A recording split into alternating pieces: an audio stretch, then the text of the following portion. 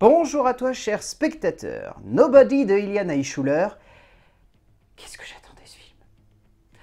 Juste parce que l'amateur de bon actionneur décérébré en moi n'attendait qu'une seule chose, c'était de voir un bon actionneur décérébré. Et quand on vend un film réalisé par le mec qui a fait Hardcore Henry, écrit par le mec qui a composé John Wick, produit par l'un des co-réalisateurs de John Wick ainsi que de Deadpool 2, que demander de plus au peuple?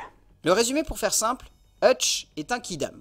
Un mec lambda, le genre de mec auquel on ne prête pas attention dans le bus et dans la vie encore moins. Du jour au lendemain, pourtant, sa vie change lorsqu'un couple de braqueurs rentre chez lui et réveille quelque chose. C'est une symphonie dans le genre de l'actionneur décérébré. Alors clairement, ça n'est pas le film le plus original du monde. Je ne vais pas vous vendre n'importe quoi, soyons sincères. C'est un film qui enchaîne les facilités, qui est un pur John Wick-like. Mais quand je dis un pur, c'est que c'est quasi le même scénar que John Wick.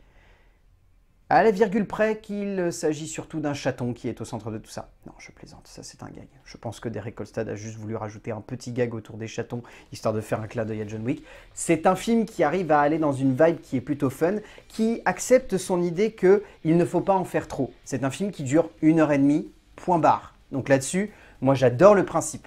Parce que, bon, les John Wick, on va pas se voir la face. Le premier durait 1h40, à partir du 2, ça a commencé un peu à abuser, parce que quand ça fait plus de 2h10, c'est un peu long, hein. Donc c'est pour ça que moi non plus, je suis pas le mec qui va défendre à fond les John Wick. Je me marre bien devant, mais voilà, c'est quand même un peu limité. Je soutiens beaucoup plus la démarche d'un nobody. Un nobody accepte son fait que ça ne doit durer qu'1h30. Il doit y avoir un délire, ça doit être amené rapidement au spectateur, point barre. Au moins là-dessus, ça fonctionne. Ça passe par une étape d'introduction qui est assez longue, assez conséquente et pas toujours très subtile, mais au moins, ça nous embarque dans son délire. Et à partir de là, moi, en tant que spectateur, je ne demande que ça. Embarquez-moi dans votre délire. Et Ilian Aischuller et Derek Kolstad ont réussi à faire ça ici. Ça fonctionne bien, ça va dans sa petite case, c'est fun, on se marre, point barre. Le cinéma d'action est un plaisir avant tout. Pour certains, c'est juste un bon moyen de se divertir, mais c'est aussi quelque chose de régressif et de débile.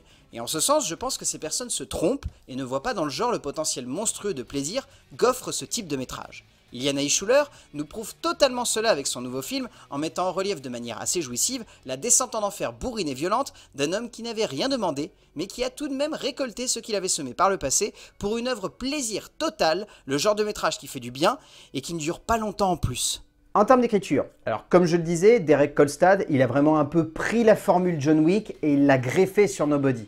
C'est-à-dire que le concept original du film, entre guillemets original, c'est de placer un mec qui sur le papier n'a vraiment pas une gueule de agent gouvernemental entraîné qui va déboîter des gueules et de juste placer un père de famille.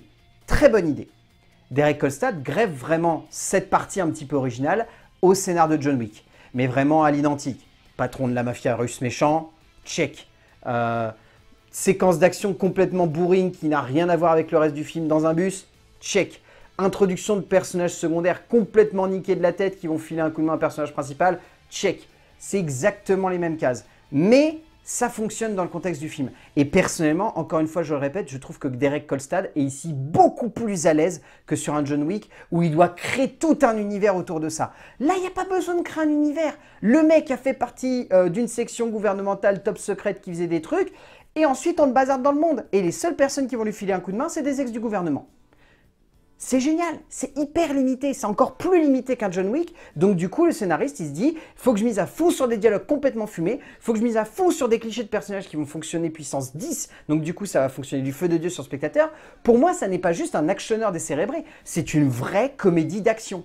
On rigole vraiment à fond devant ce film. Ça n'est jamais à un seul moment sérieux et Derek Kolstad se marre sur sa feuille et veut transmettre ça au spectateur. Donc du coup, moi j'adhère, même si c'est facile. Kolstad développe donc un script un poil copié-collé, mais qui résonne comme quelque chose de plus essentiel, de plus pur, de plus simplifié et de plus jubilatoire, que ce soit dans les dialogues, que ce soit dans la forme, que ce soit dans le fun de ces situations, et personnellement j'adore cela. On ressent une envie et une puissance qui se dégagent de ce travail d'écriture purement et simplement jouissif. Et en ce sens, le scénariste y trouve quelque chose de satisfaisant pour lui et pour le spectateur. Une forme d'essence de l'actionneur bourrin et violent complètement régressif, mais jamais débile et con. Et c'est là que l'on retient l'œuvre du scénariste, dans cette forme d'humilité d'écriture qui transpire par tous les pores. En termes de mise en scène, Là-dessus, je peux pas totalement sauver Ilian Aischuller. Ce qu'il avait fait sur Hardcore Henry, c'était tellement hors norme dans son genre, et c'était tellement surréaliste en fait comme concept, qu'on pouvait que adhérer au délire. Et personnellement, je suis le premier à dire que Hardcore Henry est une tuerie dans sa catégorie. Ici, c'est pas foufou. C'est pas foufou parce qu'on sent qu'il se repose trop sur son directeur de la photographie, qui est un excellent directeur de la photographie, soit dit en passant. Et que derrière, il n'y a pas forcément un petit plus qui va caractériser sa mise en scène. Je veux dire, même les séquences d'action, il y a un peu trop de rappels qui font penser à ce que faisaient Chad Stahelski et David Leitch sur le premier John Wick. Il y a des rappels en termes de lumière, il y a des rappels en termes de structure des différents bâtiments. Je veux dire, la manière avec laquelle la maison est filmée, c'est exactement la même manière avec laquelle la maison de John Wick est filmée lors de sa première invasion chez lui. C'est un petit peu trop à l'identique. Je trouve pas qu'Ilian Aischuller, il arrive vraiment à apporter un petit truc en plus. Pour autant, est-ce que c'est mal foutu? Non, c'est pas mal foutu. C'est dynamique, c'est rythmé, il y a une photographie un petit peu crade avec un petit grain qui fonctionne plutôt bien. Les séquences d'action, elles ont un dynamisme et une énergie folle. Il y a une envie de vouloir pas du tout faire un montage cut et de vouloir au contraire mettre en avant le travail des cascadeurs, ce qui rappelle forcément ce qu'il y a eu sur Hardcore Henry ou sur le clip sur lequel avait bossé Ilian Aischuller. C'est toujours cette envie de vouloir mettre en avant un métier qui, mine de rien, est souvent considéré comme un peu secondaire au cinéma, qui n'est pas plus que ça respecté. Il y a d'ailleurs des gens qui militent pour qu'il y ait un Oscar des meilleures cascades. Pas sûr que ça soit une bonne idée parce que sinon ça pousserait des gens à faire un peu n'importe quoi. Mais au moins il y a cette envie de vouloir construire quelque chose qui fonctionne du feu de Dieu. Et là-dessus, moi je peux que adhérer. Parce que Aischuller, il a envie de transmettre ça aux spectateurs, il a envie qu'on se marre, il a envie qu'on s'éclate. Là-dessus, le film remplit son contrat.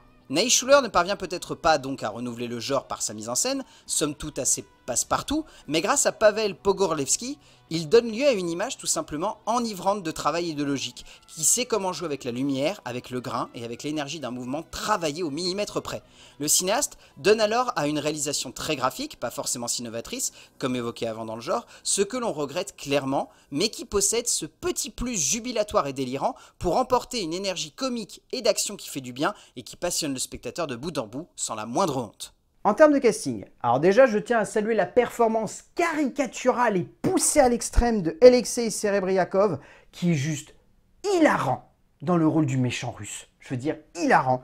Connie Nielsen, Christopher Lloyd, Michael Ironside, Colin Salmon, Billy McLean, Araya Mangesa, tous les acteurs secondaires sont excellents. Il y a même un petit acteur secondaire qui arrive vers la fin du film que je ne vais pas du tout vous spoiler, parce qu'il est spoilé au générique et j'étais un petit peu triste, mais si vous avez l'occasion de ne pas trop voir les noms des acteurs qu'il y a au générique, vous serez grandement surpris à la fin. Par contre, il faut vraiment que je salue l'acteur principal du film, parce que pour le coup, il a la gueule du nobody, mais à aucun moment il a le jeu d'acteur qui va avec. Ça n'est pas du tout un nobody et il déboîte à l'écran. Bob Odenkirk est un immense acteur, et ici il démontre qu'il peut jouer dans un genre dans lequel il s'illustre comme un Keanu Reeves pourrait le faire, surpassant tous les Liam Neeson et autres darons actionneurs. Au bout du compte, Nobody est un délire tellement savoureux que ça croustille sous la dent.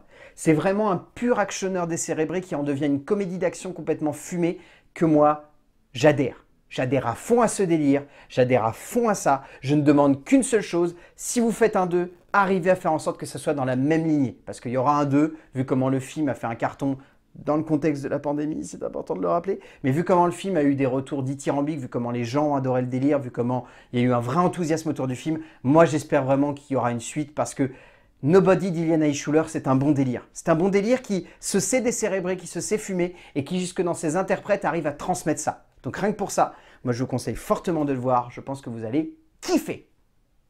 A plus.